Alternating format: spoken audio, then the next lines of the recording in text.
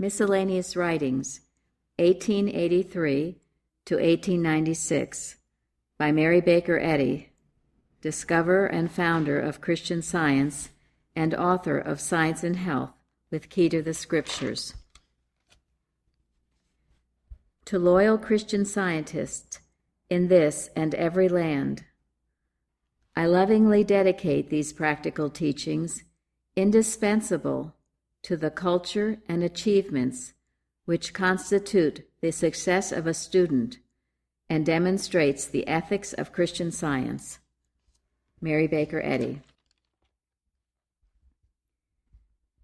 Pray thee, take care that takest my book in hand, to read it well, that is, to understand. Ben Jonson, Epigram 1.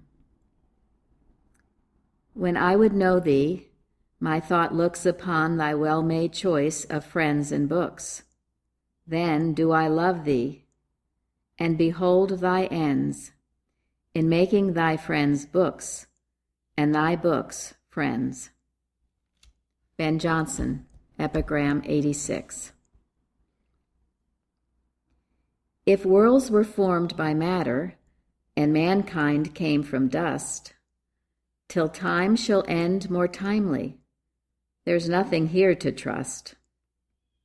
Thenceforth to evolution's geology we say, nothing have we gained therefrom, and nothing have to pray.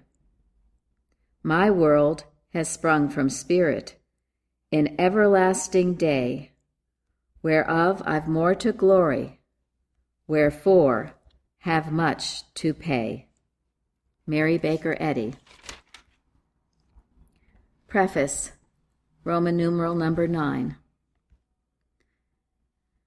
A certain apothegm of a Thamitical philosopher suits my sense of doing good. It reads thus: the noblest charity is to prevent a man from accepting charity, and the best alms are to show and to enable a man to dispense with alms. In the early history of Christian Science, among my thousands of students, few were wealthy. Now Christian scientists are not indigent, and their comfortable fortunes are acquired by healing mankind, morally, physically, spiritually. The easel of time presents pictures, once fragmentary and faint, now rejuvenated by the touch of God's right hand. Where joy, sorrow, hope, disappointment, sigh, and smile commingled, now hope sits dove-like. To preserve a long course of years still and uniform, amid the uniform darkness of storm and cloud and tempest, requires strength from above, deep draughts from the fount of divine love. Truly may it be said, there is an old age of the heart, and a youth that never grows old, a love that is a boy, and a psyche who is ever a girl. The fleeting freshness of youth, however, is not the evergreen of soul, the coloring glory of perpetual gloom, the spiritual glow and grandeur of a consecrated life, wherein dwelleth peace, sacred and sincere, in trial or in triumph.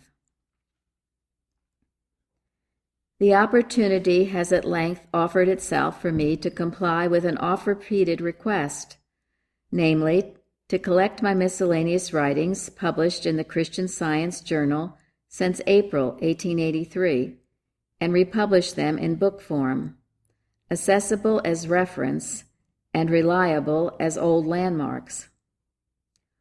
Owing to the manifold demands on my time in the early pioneer days, most of these articles were originally written in haste, without due preparation.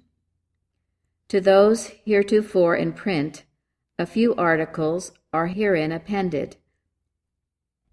To some articles are affixed data, where these are most requisite, to serve as milestones measuring the distance or the difference between then and now, in the opinions of men and the progress of our cause. My signature has been slightly changed from my Christian name, Mary Morse Baker. Timidity in early years caused me as an author to assume various noms de plume. After my first marriage to Colonel Glover of Charleston, South Carolina, I dropped the name of Morse to retain my maiden name, thinking that otherwise the name would be too long.